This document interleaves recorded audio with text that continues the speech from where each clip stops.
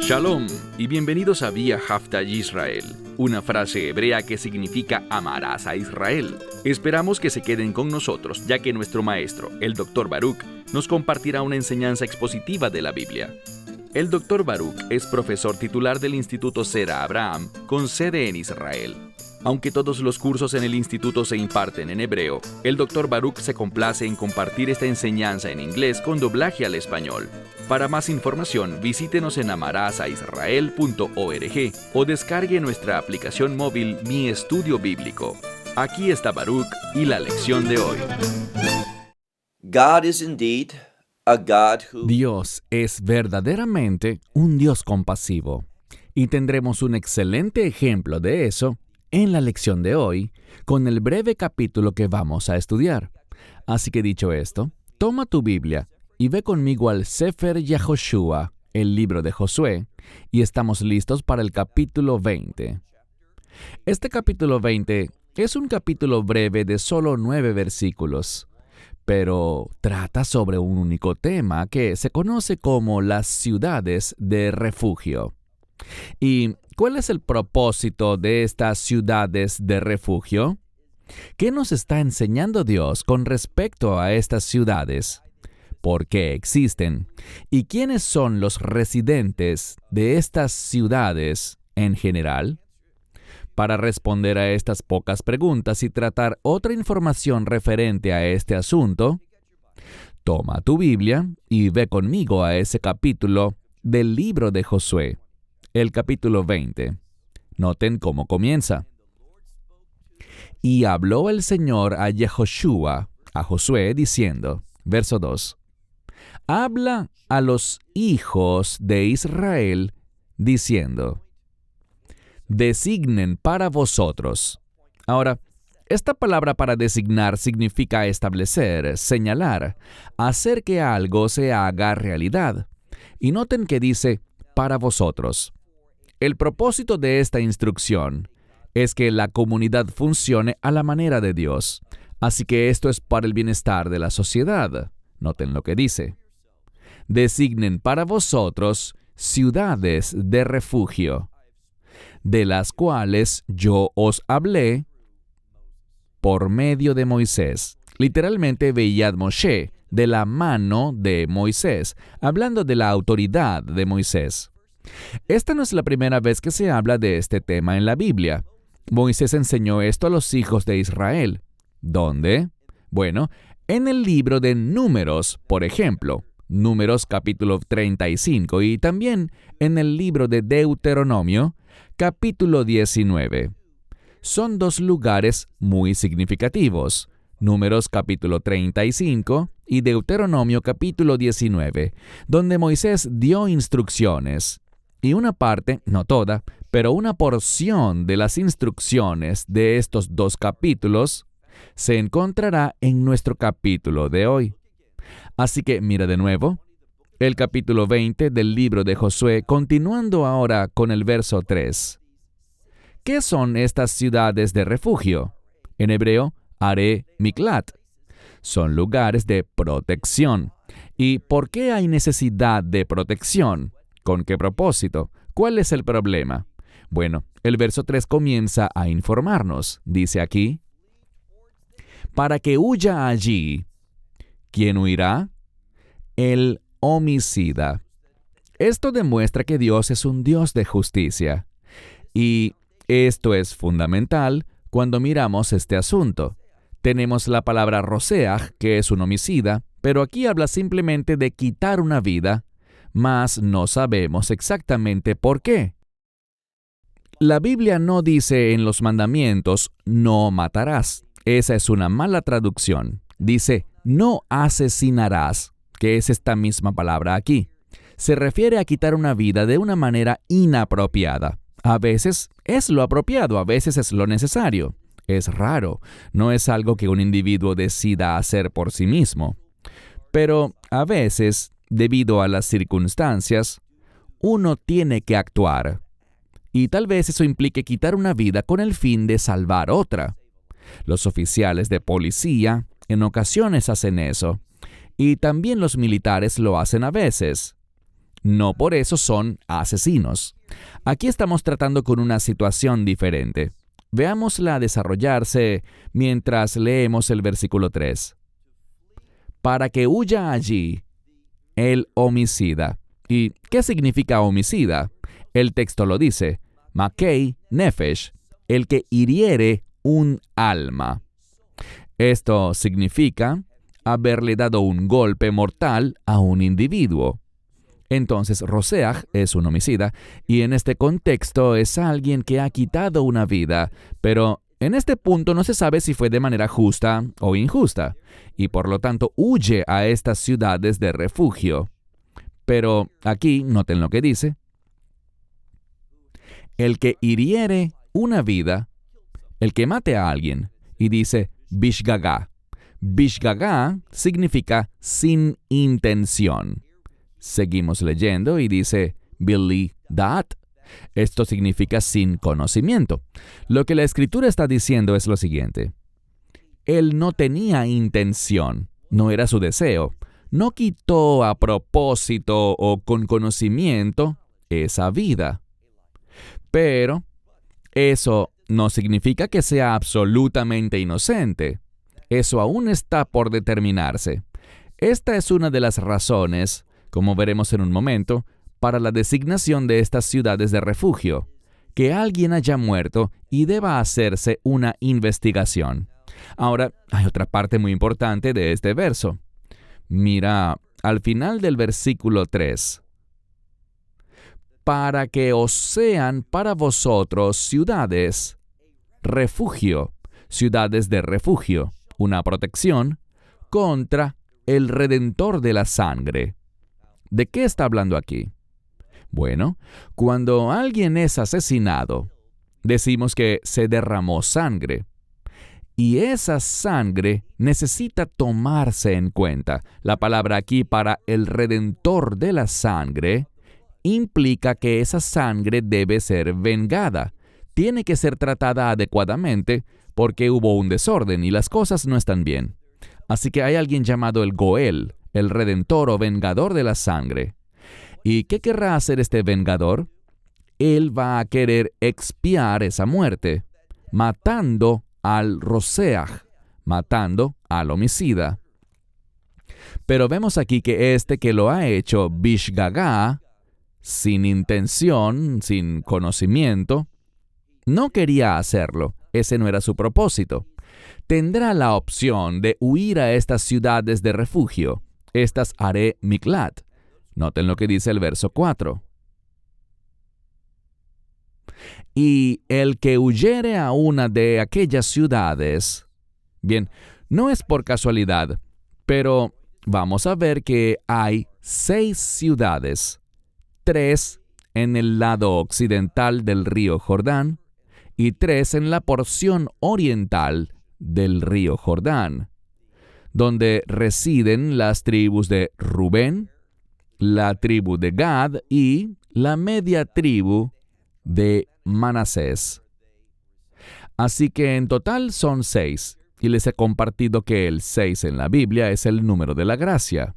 Por lo tanto, Dios está extendiendo gracia a través de estas ciudades de refugio para que una persona que ha quitado una vida, que ha asesinado, ahora usamos la palabra asesinato, pero en términos legales sabemos que hay diferentes palabras, asesinato, homicidio involuntario, diferentes palabras que describen el acto de quitar una vida.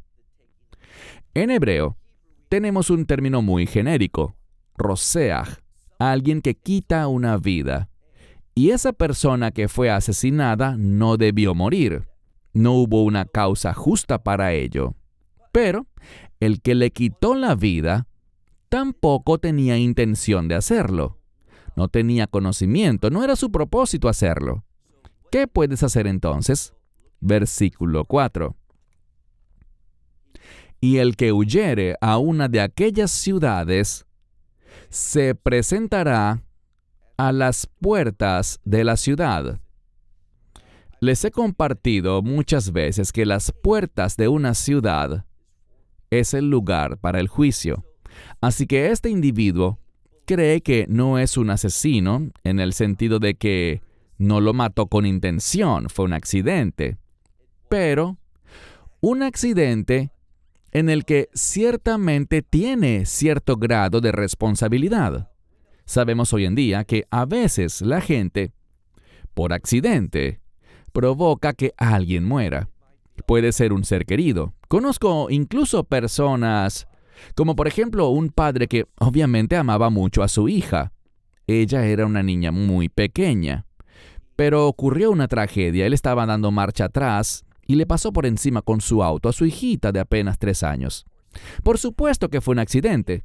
Él no tuvo la intención de matar a su hija, pero eso no significa que no haya culpabilidad, que no haya cierta responsabilidad. Ese caso tuvo que ser procesado y esta es la razón de ser de las ciudades de refugio. El homicida no tiene la intención. Si la tuviera sería un asesino y no tendríamos la frase bishgaga, que es un homicida sin intención. No diría eso el texto, sino que sería un asesino a sangre fría. Y a un asesino a sangre fría no se le permite refugio en una de estas ciudades. Pero, para determinar qué pasó, qué ocurrió, y si el sujeto tiene derecho a refugiarse allí, a esa protección, noten lo que dice el versículo 4. Él irá a una de estas ciudades, huirá allí, y se presentará a las puertas de la ciudad, y contará a oídos de los ancianos de aquella ciudad sus palabras. Es decir, él dará un informe de lo que sucedió para ver si en realidad ese homicidio fue de hecho bishgaga, o sea, una acción sin intención, un accidente. Pero, aunque sea un accidente, no significa que, bueno, fue algo terrible, no pasa nada, sigue con tu vida. La Biblia no tiene un ejemplo de eso. Incluso si es un accidente, todavía hay responsabilidad. Esa acción que la persona hizo sin intención todavía requiere un pago. Y hablaremos de en qué consiste ese pago en un momento. Dice que se presentará a las puertas de la ciudad y hará algo. Contará a oídos de los ancianos de aquella ciudad sus palabras, su versión de los hechos. Y ellos le recibirán consigo dentro de la ciudad por esta causa, y le darán lugar para que habite con ellos. Bien, si en realidad, y esta es la implicación, si los jueces llegan a la conclusión de que, sí, este sujeto es culpable de quitar una vida, boseach, pero lo hizo bishgaga, sin intención, beli da'at, sin conocimiento, nunca fue su intención. No lo hizo con ningún tipo de propósito. Eso es lo que significa beli da'at, sin conocimiento, sin un propósito. Es algo que pasó. Él tiene un grado de responsabilidad en el asunto. Y si de hecho él es un roseach bishgaga, un homicida sin intención, ¿qué pasa? Bueno, recuerden lo que dice. Ellos le recibirán consigo dentro de la ciudad, con ellos. Le darán un lugar allí y habitará con ellos. Bien, parte de su castigo es este. Estas ciudades de refugio no eran ciudades normales. Y lo que quiero decir con esto es que estas ciudades de refugio, y vamos a toparnos con algunas de ellas, pero eran principalmente lugares donde vivían los levitas. ¿Todos ellos? No, pero una buena porción.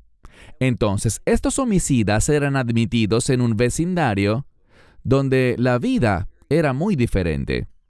No vivían una vida normal. Sus familias no podían venir a vivir con ellos. Estaban aislados. Así que, aunque no se les permitía ser asesinados por el Goel Hadam, el redentor de la sangre, ese vengador, no era una experiencia simple y normal. No era simplemente que se mudaban de un lugar a otro. Su familia venía y ellos iban a trabajar. Tenían un estilo de vida muy diferente, ya lo veremos. Versículo 5. Y si el Redentor de la sangre le persiguiere. Así que este miembro de la familia, usualmente el vengador era un familiar que buscaba vengar esa muerte, pero no podrá hacerlo en las ciudades de refugio. No se le permite entrar allí con esa finalidad. Y no entregarán al homicida en su mano. No entregarán al Roseach, al homicida, en su mano, o sea, al Redentor, al vengador. ¿Por qué? Porque sin conocimiento hirió a su prójimo. No lo hizo con intención. Ese no era su propósito. Bien, podemos ver ejemplos que nos da la Torá. Uno, por ejemplo, que está cortando madera con un hacha, y podemos ver que aunque no hubo intención, fue un accidente. Dependiendo de ciertos factores, habrá un mayor o menor sentido de responsabilidad. Por ejemplo, tenemos el caso de uno que corta madera, y lo que la Mishnah nos dice nos ayuda a comprenderlo mejor. Así es como funciona la ley judía. Existe un principio, Aliyah Kobá, lo que significa que si sucede durante la subida, Aliyah, entonces no eres culpable. ¿Qué significa eso? Bueno, hay algunas interpretaciones diferentes, pero así es como yo se los explicaría. Si estás cortando madera y ves que alguien viene hacia ti, si estás en el movimiento hacia abajo, el hacha podría salir hacia adelante por accidente. Entonces, ser responsable es esto. Si estás en el movimiento hacia abajo y ves venir a alguien de frente, te detienes porque la cabeza del hacha pudiese salir volando. Pero si estás en el movimiento hacia arriba, bueno, entonces no ves lo que pasa detrás de ti. La cabeza del hacha iría detrás de ti cuando no ves lo que hay atrás. Allí hay un accidente. Todavía hay responsabilidad. O sea, este sujeto todavía tiene que ir a la ciudad de refugio. ¿Por qué razón? Porque lo hizo sin intención. Si es durante el movimiento hacia abajo, bueno, entonces la persona es culpable. Puede que no haya tenido la intención, pero es responsable porque lo vio y no se detuvo. Permítanme compartirles que estos principios se han utilizado en tribunales de justicia fuera de un tribunal rabínico porque son muy lógicos. Nos dicen que si ponemos algo en movimiento, entonces somos responsables de los resultados. Puede que nunca hayamos tenido la intención de que eso sucediera. Y les daré otro ejemplo. Alguien puede ser un oficial de policía. Dispara su arma y la situación había una razón por la que debía disparar, pero fue descuidado y disparó y la bala no dio en el blanco por muy poco e hirió a otra persona. La bala continuó su trayecto. Este sería un buen ejemplo de alguien que nunca tuvo la intención, ni imaginó que eso pasaría. Tal vez ni siquiera lo vio venir. Pero si no podía ver bien el objetivo, entonces no debería haber hecho el disparo. No es un accidente como para simplemente decir que no hay responsabilidad.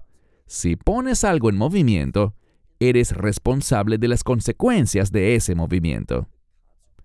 Así que esto tiene un mayor sentido de responsabilidad. Pones algo en movimiento de esta manera, así que eres responsable. Eso no es belidad. Es solo cuando... Un ejemplo distinto. Cuando una persona, digamos que está corriendo y se está preparando para sacar el arma y disparar, pero tropieza y cae y su arma se va y se dispara sola. Bueno, no era su intención, fue un bishgagá. No era su intención disparar el arma, pero se le cayó. Hubo otro factor. Ese caso describe lo que es un accidente. Pero un accidente igual con responsabilidad. Este hombre puede ir a la ciudad de refugio. El otro, aunque no tenía la intención de matar a esa persona, sus acciones vienen con un mayor sentido de responsabilidad. Por lo tanto, miramos y vemos aquí en el versículo 5. Por cuanto sin conocimiento hirió a su prójimo. Y hay otro requisito, dice, Veilo sonei hulou mitmol shosho, que él no odiaba, o sea, no había enemistad con la persona. Esto es lo que la Torá está diciendo.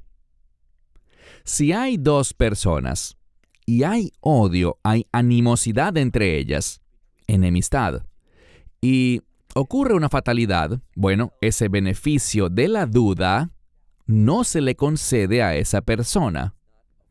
Si hay una animosidad conocida y esa persona dice, lo maté sin intención, no se le confiere eso. Así que tiene que ser una situación donde no había animosidad, ni enemistad, ni ningún tipo de odio. Ni ayer, ni antes. Es decir, en el pasado, es un modismo. No había odio en el pasado. Verso 6. Si se cumplen todos esos requisitos, no fue una imprudencia absoluta, una negligencia, fue verdaderamente algo sin la menor intención. No fue que tenía la intención de disparar en esa dirección y lo hizo e hirió a alguien más. Tal vez no quería matar a esa persona, pero esto no significa bishgaga, esto no es lo que eso implica. Es más bien como caerse y que el arma se te dispare. Nunca tuvo la intención de que fuera en esa dirección. Tenía la intención de disparar a otra persona, pero se le cayó el arma y se disparó sola. Esta es la situación de la que estamos hablando. En esa situación, mira el verso 6, y habitará en aquella ciudad hasta que comparezca en juicio delante de la congregación. Nos recuerda esto. El sujeto debe ser traído y quedarse allí hasta el juicio, para que pueda ser investigado completamente para la justicia. Y si se queda allí, si después consideran que tiene derecho a habitar en la ciudad de refugio, debe quedarse allí. ¿Y hasta cuándo debe quedarse? Dice, hasta la muerte del sumo sacerdote. ¿Por qué? La muerte del sumo sacerdote se debe a que el sumo sacerdote es visto como un hombre justo. No es perfecto como Yeshua, pero sí es alguien que tiene autoridad espiritual. Así que cuando muere, entonces el homicida puede hacer algo.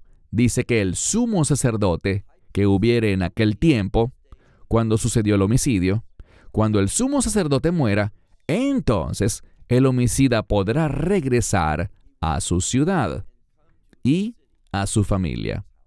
Así que está bajo una especie de arresto en esa ciudad de refugio. Y de nuevo, según los comentaristas, aunque veremos en un momento que estas pueden ser ciudades normales, grandes e importantes, el lugar donde estaría el homicida sería un recinto levítico, con el fin de recibir protección. Así que está en una especie de arresto domiciliario, bajo la protección de los levitas, que bien pudiesen ser los levitas o también los sacerdotes. Pasemos al verso 7. Aquí vamos a tener una lista de estas 6 ciudades. Encontramos en el verso 7, y ellos santificaron, lo que significa que apartaron estas ciudades, y la primera fue Cades, en Galilea. Esta no es Cades Barnea, de la que hemos hablado antes, sino que esta es una ciudad diferente y se llama Cades en Galilea, en la región montañosa de Neftalí, de la tribu de Neftalí, que ciertamente queda al norte. Y la segunda ciudad, Shechem, que tal vez conocerás como Siquem, en el monte de Efraín. Y la tercera ciudad es Kiriat Arba, que también se conoce como Hebrón, en la región montañosa de Judá. Verso 8. Bien, estas son las 3 ciudades. Repasémoslas de nuevo. Vemos que son Cades, Siquem y Kiriat Arba o Hebrón, en el lado occidental del río Jordán. Ahora veamos el lado oriental. Leemos en el verso 8. Y al otro lado del Jordán, lo que significa al oriente de Jericó, así que al otro lado del Jordán, al oriente de Jericó, aparece aquí Bet-ser, que está ubicada en la llanura del desierto y pertenece a la tribu de Rubén en su porción de territorio.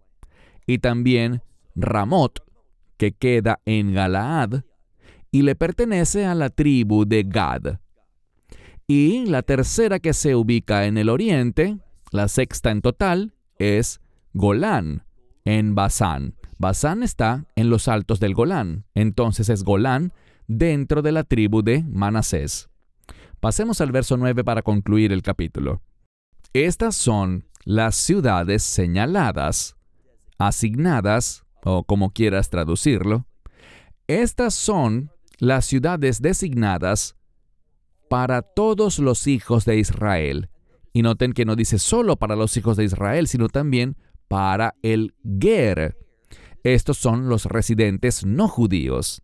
No estamos hablando de prosélitos, sino de gentiles que viven, que no van de paso nada más, sino que residen de manera permanente.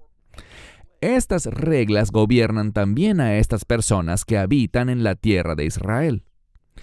Entonces, vemos que esto es tanto para los ciudadanos como para los extranjeros que viven en medio de ustedes, para que huya allí cualquiera que hubiese quitado la vida de alguno por accidente, bishgagá, sin intención.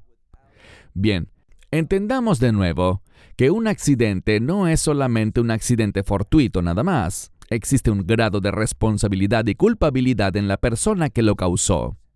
Por eso tenemos este pasaje y adicionalmente la Mishnah y la Gemara que añaden aclaratorias para ayudarnos a entender cómo interpretar esta sección apropiadamente, tanto esta de Josué 20 como también Deuteronomio 19 y Números 35. Dice al final, a fin de que no muriese este que mató a otro por accidente, sin intención, sin conocimiento, a fin de que no muriese a manos del vengador de la sangre. Una de las cosas que también podemos enfatizar es que debemos tratar la sangre adecuadamente, es algo importante. Y si este sujeto abandona ese recinto con los levitas, según los comentaristas, si se sale de ese lugar, fuera de los límites de la ciudad, entonces puede ser vengado. Ese Goel, ese redentor, puede matarlo. Pero mientras esté allí adentro, el vengador de la sangre no puede tocarlo. Y esto debe ser así hasta su comparecencia, hasta que comparezca delante de la congregación. Así es como debe funcionar entre la congregación de los hijos de Israel. Es muy importante que veamos esto desde el principio con el establecimiento de la tierra en los días de Josué, en este libro. Es un tema lo suficientemente importante como para poner las ciudades de refugio como un capítulo aparte, entregándole instrucciones a Josué sobre cómo gobernar la tierra prometida, la tierra de Israel. Y hay un tema paralelo pero muy interesante ya para ir concluyendo. Y es que en el libro de Deuteronomio dice que en los últimos días, cuando el Señor te dé descanso de todos tus enemigos, señalarás estas otras 3 ciudades. Recuerden que estas están del lado oriental. Aunque se instruyó que se hiciera así, según la tradición nunca se estableció. Las 3 en el lado occidental sí, pero las 3 del lado oriental las conocían, estaban designadas para ello, pero nunca se concretaron como ciudades de refugio. Y eso es algo que va a suceder en los últimos días, más específicamente en el reino milenial. La pregunta es la siguiente: ¿por qué necesitaríamos ciudades de refugio cuando el Mesías esté gobernando? Bueno, Él gobierna de acuerdo con la Torá. Por lo tanto, cada aspecto de la Torá va a estar en vigor en el reino milenial. Y nosotros, los creyentes, vamos a estar gobernando y reinando con Él. Por lo tanto, vamos a gobernar a la luz de la revelación de la Torá. Pero, insisto, ¿por qué necesitaremos ciudades de refugio en el reino milenial? Recuerden lo que dijo el Mesías. Debemos entender la ley, los mandamientos, no solo según la letra, sino según el Espíritu. Yo les puedo decir en este momento que nunca he matado físicamente a nadie. No he quebrantado ese mandamiento. Pero, cuando miro ese mismo mandamiento, no asesinarás, y miro las enseñanzas del Mesías, que dicen que si tengo odio en mi corazón, o si llamé a alguien necio, si hablé de esa manera despectiva, entonces soy culpable de asesinato. Así que en el reino milenial habrá un cumplimiento de la intención, no solo por el asesinato físico, sino que la mera malicia en el corazón acarreará un castigo. Ahora, les tengo buenas noticias. Cuando tú y yo estemos en el reino milenial, estaremos en un cuerpo nuevo. No tendremos la capacidad de pecar, así que esto no aplicará para nosotros. Solo será para aquellos que hayan llegado a la fe después del arrebatamiento, tanto judíos como gentiles. Y va a haber un incremento. En otras palabras, vamos a mirar la ley bajo la perspectiva de la gracia, lo cual la hace más restrictiva y más rigurosa. Para aquellos de nosotros que estamos vivos hoy, en este cuerpo, necesitamos conocer la ley para que podamos entender cómo aplicar la ley bajo la gracia. Demasiadas personas piensan hoy que la gracia y la ley están en conflicto. No, eso no es verdad. Es la gracia de Dios la que me da el Espíritu de Dios, ese Espíritu Santo. Y es Él, el Espíritu Santo, quien me capacita para andar en el Espíritu, para que pueda cumplir la justicia de la ley. Así que la gracia no está en conflicto con la ley. La gracia de Dios hace que yo sea salvo, hace que me convierta en una nueva criatura y hace que esté de acuerdo con la perspectiva de Dios y aplique sus estándares bajo la ley de la gracia a mi vida. De ese modo, no solo querré cumplir la letra de la ley, sino el espíritu de la ley, su intención. Ese es nuestro llamado como creyentes y verdaderos discípulos de nuestro Señor y Salvador, el Mesías Yeshua. Cierro con esto hasta la próxima semana y Shalom desde Israel. Shalom from Israel. Esperamos que te hayas edificado con el mensaje de hoy y lo compartas con otros. Te invitamos a seguir nuestros estudios cada semana por este canal y por el portal de YouTube de Amarás a Israel. También puedes descargar nuestra aplicación móvil gratuita, Mi Estudio Bíblico.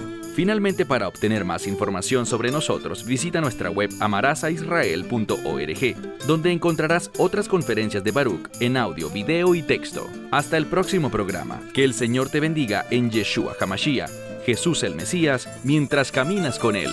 Shalom desde Israel.